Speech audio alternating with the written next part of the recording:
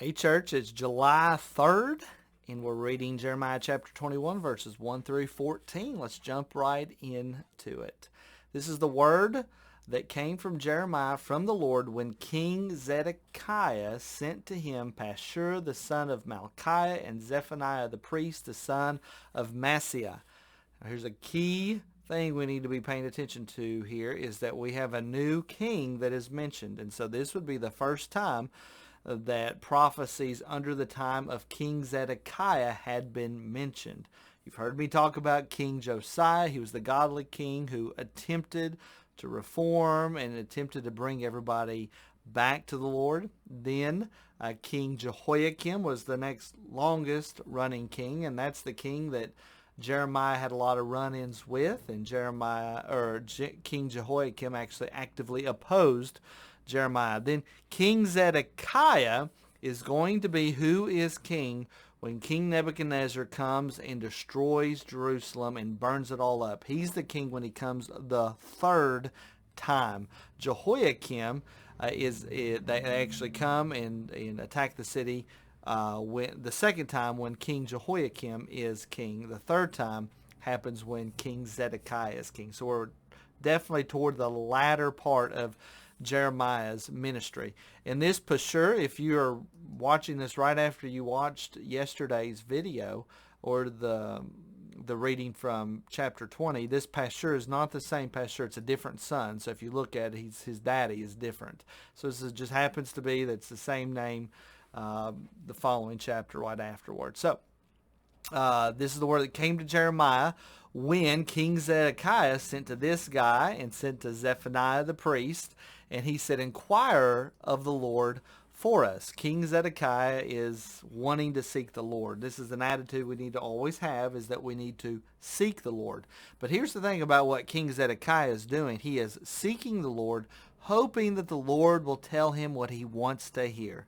And that can never be the way that we approach God. We need to come to God on his terms, and we need to be ready to receive whatever he wants to give to us. So we need to always be inquiring of the Lord, but never on our terms, on the Lord's terms. And here's what Zephaniah wants, or here's what King Zedekiah wants from Zephaniah and Pashur. He says, "Inquire of the Lord for us, for Nebuchadnezzar, king of Babylon, is making war against us. Perhaps the Lord will deal with us according to all of his wonderful deeds and will make him withdraw from us." So King Zedekiah is going to Pashur and going to the priest and saying, "Tell us, what's God going to do? In fact, tell us that God is going to make Nebuchadnezzar turn around." Of course, that's not what God had in mind. And then Jeremiah tells them the truth. Right here, verse 3, Jeremiah said to them, "Thus you shall say to Zedekiah, thus says the Lord, the God of Israel, Behold, I will turn back the weapons of war that are in your hands, and with which you are fighting against the king of Babylon and against the Chaldeans who are besieging you outside the city walls."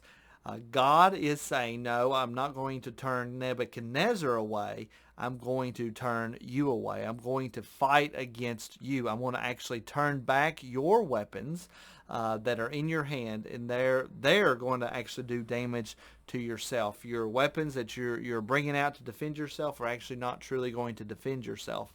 They will not help you at all. And this is the promise that God is giving. And I think within this, we need to always remember that God God expects to fight our battles for us. God is the one that is ultimately in control, and many times we take things into our own hands. We do things our own way, and we know that the people of Judah are doing their own thing because God is telling them over and over again, Nebuchadnezzar is going to come and destroy you. And in fact, if you want what's best, you just need to surrender, let him take you away. That's what you need to do if you want to live. Otherwise, you're going to die. And we're going to see that later on in the chapter. And so when we do things our way, go against it, in fact, the very tools that we use to try to get things done the way we think they need to be done are the very tools that will be used to bring our own destruction. They really won't help us at the end. That's a promise you can bank on. You do things your way, that's just not going to turn out right. Verse 5, "I myself will fight against you with an outstretched hand." How would you like God to be fighting against you? Not good. In fact, it's an outstretched hand. He's coming right at you, coming right after his holy city, outstretched arm and a strong arm, in anger and in fury and in great wrath. And I will strike down the inhabitants of this city, both man and beast. They shall die of a great pestilence afterward, declares the Lord. I will give Zedekiah king of Judah and his servants and the people in this city who survive the pestilence, sword, and famine into the hand of Nebuchadnezzar king of Babylon, and into the hand of their enemies, into the hand of those who seek their lives. It's not going to turn out well for you. He shall strike them down with the edge of the sword. He shall not pity them or spare them or have compassion. Again, judgment, judgment, judgment. And here's what he says. Here's the way that you can actually survive this. And to this people you shall say, thus says the Lord, behold, I set before you the way of life and the way of death. I'm setting before you. Here's what you can do if you want life. Here's the way that you can live if you want to have death. In fact, this is the same terminology that Moses puts in front of the Israelites before they come into the promised land. He says, God is setting before you life and you're in death. If you follow the commands and follow the things that I tell you to do, then you have life. If you don't, then you'll have death. Interestingly enough, the people of Israel, the people of Judah have went against the Lord.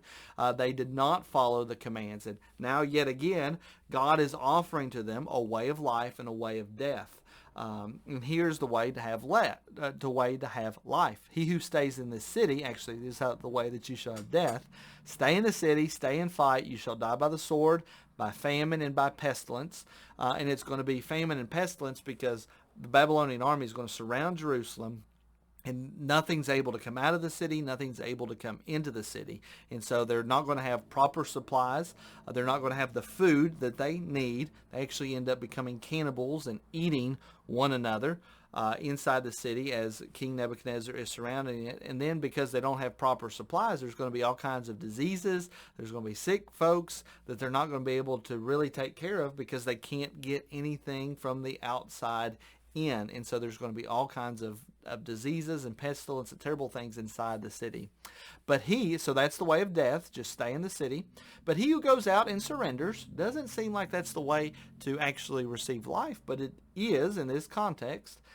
Jeremiah, the Lord through Jeremiah says, if you go out and surrender to the Chaldeans, another word for the Babylonians, kind of that people group, it would be the ethnicity of the people or one of the peoples anyway, of the Babylonian nation. The Chaldeans who are besieging you shall live and shall have his life as a prize of war. So go out and surrender, and that's how you will live. For I have set my face against this city for harm and not for good, declares the Lord. It shall be given into the hand of the king of Babylon, and he shall burn it with fire. And that's what happens at the end of this final siege.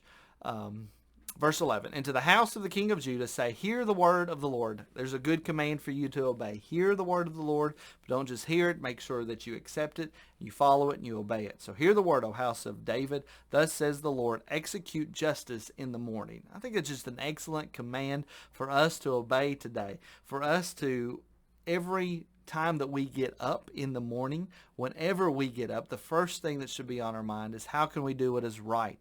How can we do what is good? How can we execute justice? If that's the first thing on your mind, how can I do what is good and right today? I think you're going to have a different approach to your day.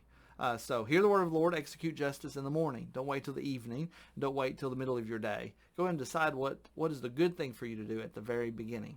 And deliver from the hand of the oppressor him who has been robbed, lest my wrath go forth like fire and burn with none to quench it because of your evil deeds. Verse 13, behold, I am against you, O inhabitant of the valley, O rock of the plain, declares the Lord. You who say, who shall come down against us, or who shall enter our habitations? If you remember, Jerusalem was built on a city, right? And so that would be a great place of protection. The city was built on a hill, on a mountain, on Mount Zion, but actually right to the east of Jerusalem is a pretty large mountain itself called the Mount of Olives, which you probably have heard of, and that mountain range right there. So actually, the way this works is you would start in the city of Jericho, which you've probably heard of that city before, and you would begin to ascend a very large mountain, very, very tall mountain, very steep and long climb to the top. You'd come to the top. You'd ultimately be about at the top of the Mount of Olives, and then there would be a nice big valley, big entryway down into the Kidron Valley, and then you would come back up into the city of Jerusalem. So that's kind of the way this would be built up. You have to climb this big old hill, then you come down a big mountain, and then you come back up to Mount Zion, if you will. And so this rock of the plain, this protection that the people of Jerusalem would have had, they could have had this attitude: who shall come down against us? Who shall enter our habitations? We've got pretty good defenses. Nobody's really going to come out against us. And that is a terrible attitude for us to have. That is a sinful attitude to have, is to think, who can get us? Nobody is invincible. There's always things that you need to change. There's always things that need to be adjusted. You do not need to have this arrogant attitude. God says, I will punish you according to the fruit of your deeds, declares the Lord. I will kindle a fire in her forest, and it shall devour all that is around her. Be sure that you are not arrogant. Don't be like the people of Israel, people of Judah, people of Jerusalem in the time of Jeremiah when Zedekiah was king, who said, who shall come down against us?